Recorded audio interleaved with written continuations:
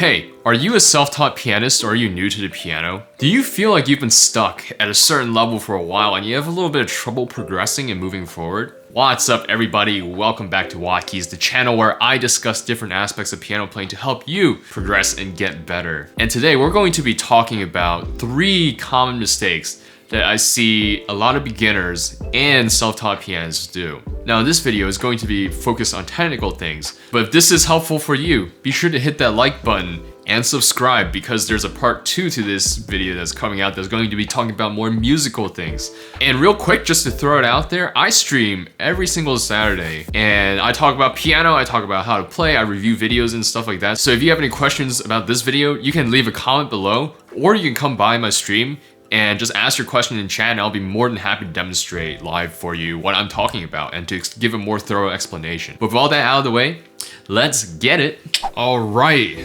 so mistake number 1, collapsing fingers, especially the 4th and 5th fingers. What do I mean by a collapsing finger? Collapsing finger is when you press down like this, right? And your finger then goes and collapses like that. So if I were to demonstrate with the pinky, that's what it looks like. You see how instead of having a natural arch here, right? My last joint here collapses inwards and I play the note like this. So if I were to press a key, the equivalent would be like this and going like that. And I see this in videos all the time. And it's because the fingers are weak and aren't used to playing with this curvature yet. Now, don't get me wrong, I'm not saying you gotta clench and play with a clawed hand like this, but there needs to be a little bit of structure to the finger so that it's able to perform well and do things. So why is this bad? Why are collapsing fingers bad? Especially when you start applying weight. If you hit a big chord and you have a lot of collapsed fingers, then that's a recipe for disaster over time. You can strain that sort of joint and strain that tendon. Of course, this is not to say that there's nobody who plays with flat fingers, right? But I'm talking about collapsing fingers because they're too weak to take the pressure of even just pressing down like this. So that's the first thing that we don't want to do. Second, is bad because it slows you down significantly technically, especially if you're doing a run. So if you've been trying to do some of the things that I said in my how to practice runs video, and it hasn't helped you a lot, pay attention to see whether or not your fingers are collapsing. With a collapsing finger, you're unable to spring off a key the way that you need to in order to keep playing the next one. So for demonstration, if I play a C major scale, right, and my fingers collapse, or if they're flat, right, I can only go so fast. So let me try to go fast. And it sounds clunky too. It sounds clunky because I have very little control over the contact points of each finger and the articulation is going into the keys. But if I curl my fingers slightly and have a little bit of this structure, then I can play a lot faster, right? And it sounds cleaner as well. And the third reason is kind of what I demonstrated right here. It restricts your dynamic control. With a curled finger, with a little bit of structure and springiness to the finger, I can very precisely play and apply pressure on the key in the way that I want to. I have a lot more control because my finger provides a little bit of resistance when it touches the key and because there's a solid contact point. When my finger collapses, one, that can happen, right? I might potentially hit more keys than I want to, but also now instead of having one distinct point of contact on the tip of my finger or towards the tip of my finger, right? Again, I'm not saying play with clawed hands here, but towards the tip of your finger, now this whole pad has become my point of contact. And it's like the force has been dispersed. Pressure is force over area. Now we're getting into physics and all that plays into this, but suffice it to say, you lose dynamic control when you don't play with a curled finger or if there's no structure in the finger at all. Collapse inwards is probably the biggest problem that's visibly seen in so many videos that I watch, and it's probably the biggest thing that's holding so many people back from playing faster and playing more cleanly and playing with better dynamics. So, how do we fix this? First thing I want to say is that most people who play with flat fingers don't even realize they're playing with flat fingers or collapsing fingers. Because I realize right now I'm giving advice to people who are self-taught. So you've been playing for a while, it doesn't make sense to me to tell you to go back to the beginning and start from square one. I think the best solution, the best compromise, instead of saying go back to the start and start over because that's no fun for anyone, is to be mindful of when you're playing with flat fingers and then be mindful of how playing correctly feels like so that when you do mess up, you can go back and fix it. So how are we gonna do that? First, I'm gonna put my hand in a neutral position, right? there's like a little bit of a curvature here in my hand. I'll put it over middle C. Right, this is my neutral position. This is starting position. That's where everyone starts off with. If we're doing left hand as well, then we can put it over the C3, right here. But I'm going to demonstrate with one hand, since it's easier to see as well. I'm going to demonstrate on C4 actually, sorry, C5, because it's easier to see on the camera. But what I want you to do is, I want you to play through once, right? Each note. And as you play each note, I want you to hold each note, right? So play as you normally would, and then observe where your finger is. Okay, my thumb looks good. Okay, there's a little bit of structure and a little bit of arch there in my finger. Second finger, that looks good. Third finger looks fine, right? There's a little bit of structure and arch on the last joint. And oh, would you look at that? My forefinger has collapsed, right? The joint has completely strained out and has even partially bent backwards, right? And so take note of that. This is what it feels like to play with a flat finger. And then fifth finger, if it happens to, most likely, right? If it happens to your fourth, it happens to your fifth. In this instance, and it's like, take note of that. Take note of how it feels. So first, play through, hold each note. Second, then play through and on purposely play with a rounded finger, right? So, and while holding each note. I'm going a little bit faster for demonstration, but. So now I'm holding the note. Maybe it feels a little bit awkward because you haven't played this way before, but hold the note and see what it feels like to play with a rounded finger. And then now just work on going through like this in a neutral position, right? Lift each finger and come down. And make sure that you are striking close to the tip, right? With a rounded finger, with a natural arch. And get that feel. Do this for like 5-10 minutes. Slowly, because you're building this feel into your fingers so that you're building the strength as well. Do this both hands slowly, right? And then after 5-10 minutes, go and practice whatever you want to practice, right? But every single time you play with a finger that is prone to collapsing, make note of how it feels, and if it feels like it collapsed, go back and practice it again until you get it so that it's no longer collapsing. And so this is how you begin to implement this sort of like correctional training into your day-to-day training, your normal practicing as well, right?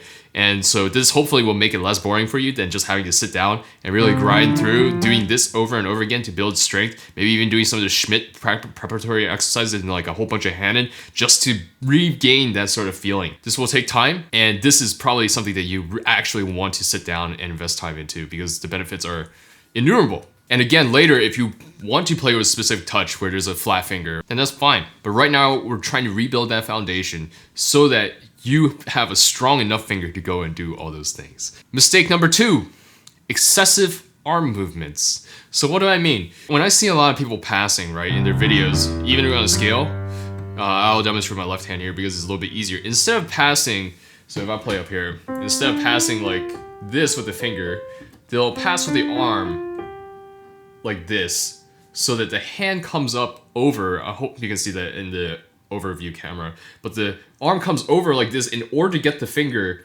to play the next note, and it throws your hand entirely out of position. And you kind of hear it too, it goes like,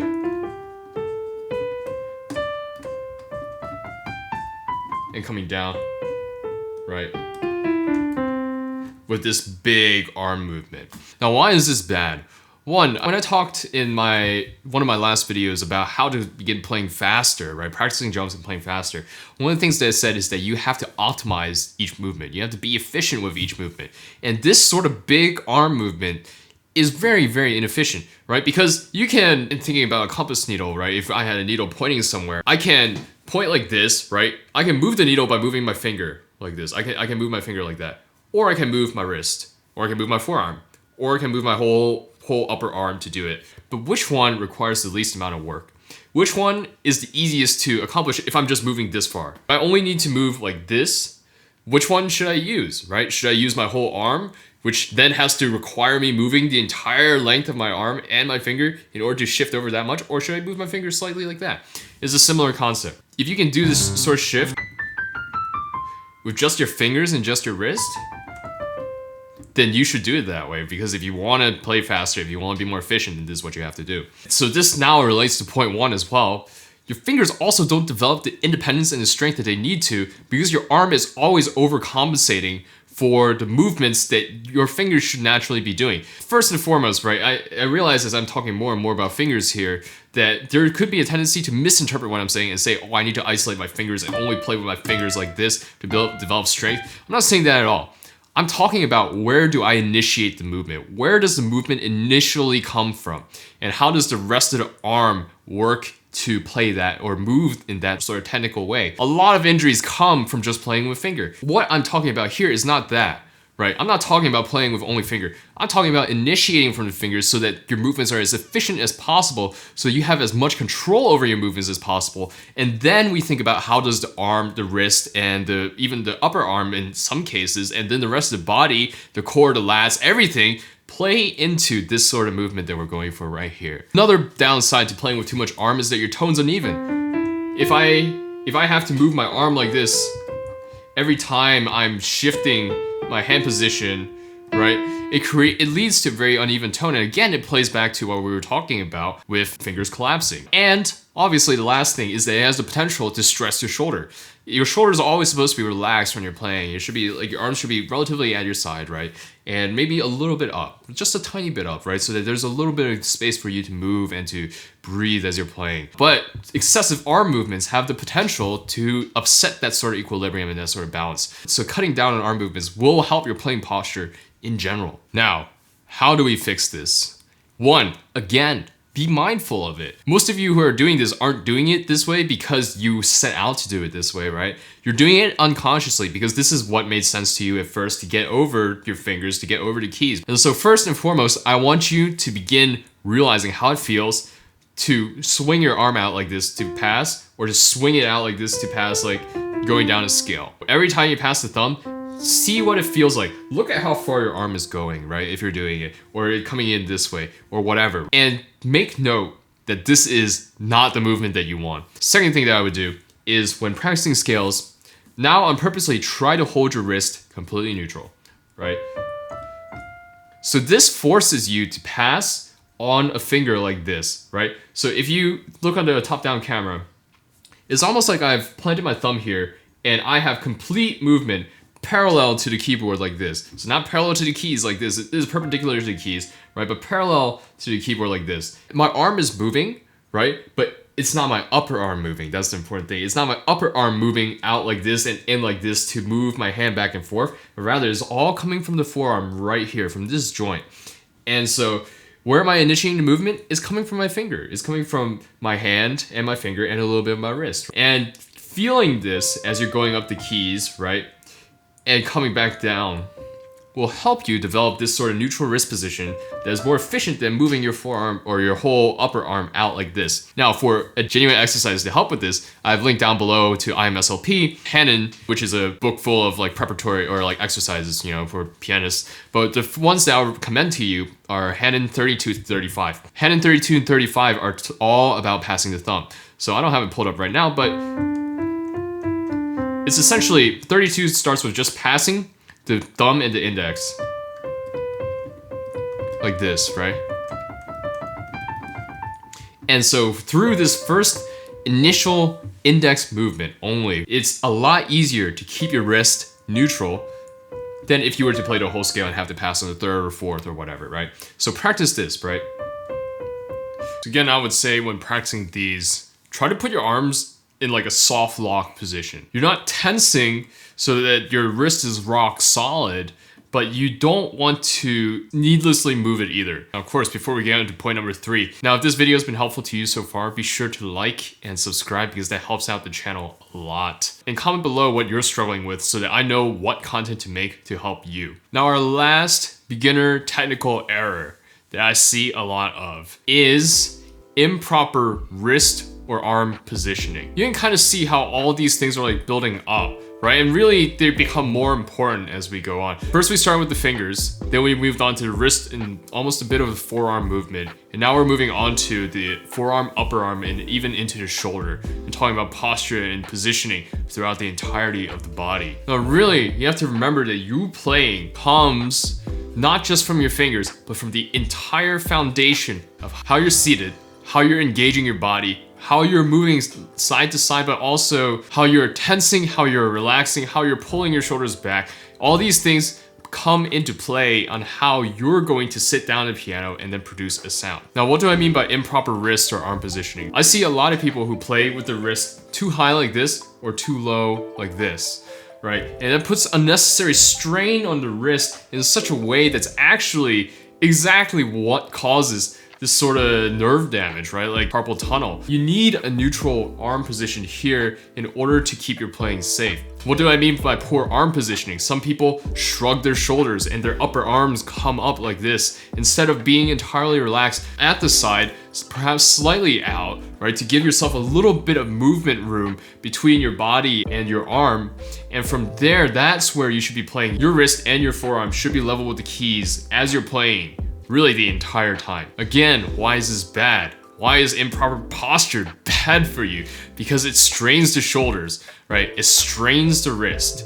And because you're tensing like this, right, it makes you do all the other issues, all the other mistakes that we talked about. You can't really pass this way without moving your forearm a whole bunch. You can't really play with the rounded fingers that you need. You're either tensing up too much or you're going to flatten out if you're playing with your wrist too low like this. And of course, as usual, tension increases the risk for injury in general because of strain, because of overuse, because of misuse in this case as well. How do we fix this? First and foremost, again, as with everything else that I talked about in this video, it's a high priority to begin to understand what your body is doing and to be aware of what your body is doing. So first and foremost, we practice the proper positioning for sitting at the keyboard. What do?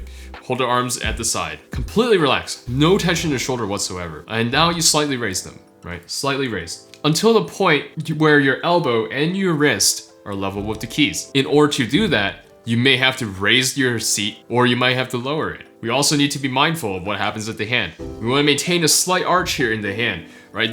Even with people who play with flat fingers, they never lose this arch here because this is providing structural support to the rest of the hand in order to play everything else that you need to play. You never flatten out like this, and you always need to maintain a slight arch. Again, it's not a tense, sort of crushing sort of arc, but it's a very natural, loose, but firm sort of arc, right? It's again, the soft lock. Next, in this seated position, what you want to do is pull slightly back with the lats. Almost like you're going to Superman your chest like this, but like it's very slight, right? Just to keep your shoulders relaxed and to keep your chest relaxed as well. And now sitting here at the keyboard like this, just take a moment and be mindful of how your body feels, where your hands are, where your arms are, where your shoulders are, and where your back is. And now when you go and practice all the other exercises that I talked about, and then whatever you're working on, every few minutes or so, check back in. Check in with yourself to say, okay, how am I sitting right now? How am I seated? Am I tensing up in my shoulders? Am I tensing up in my wrist? Is my wrist going out of whack like this or like this? Am I losing the arch in my hand? And when you become aware of those problems, when you become aware of how that feels, then when it happens, you can go back and fix it. Remember, practice does not necessarily make perfect. Perfect practice makes perfect. That's not to say you don't make mistakes when you're practicing it. You can't make mistakes when practicing, but each time you make a mistake, you have to learn from it, grow from it, correct it, so that it becomes more and more perfect, so that you can then drill that into your muscle memory, into your body, into your habits. And that's really what everything that I talked about in this video is about. Becoming mindful of when you are doing something incorrect that could lead to injury, that could become dangerous later, to do certain drills, to fix them, and then to begin applying them to whatever you're playing right now, whatever you're working on, in such a way that it works your awareness of these things so that you can fix them and continue developing and having fun playing the things that you want to play. Now, of course, if you watch this whole video and you don't want to fix any of these things, that's fine, right? That's fine. But I do think that there's a certain point where if you don't fix these technical issues, you will run into a wall with regards to technicality, with regards to even musicality. And again, even if you do implement these things, these are all fine and well, but like, how do these apply musically? What are musical things that we want to do with this new technique, with proper playing? And how do we create different expressions? That's a topic that's beyond the scope of this video right now, since this is already getting a bit long. But if you want to see how I apply these things, you can always check out one of my performance review videos here where I analyze like other people's playing. But anyways, if you want to see a part 2 to this video, like, comment, subscribe, let me know. And if you're really enjoying the content on this channel, you can always support me on Patreon or buy me a coffee or by getting some of this WattKeys merch. Good luck with practicing, and I will see you guys next time. Peace.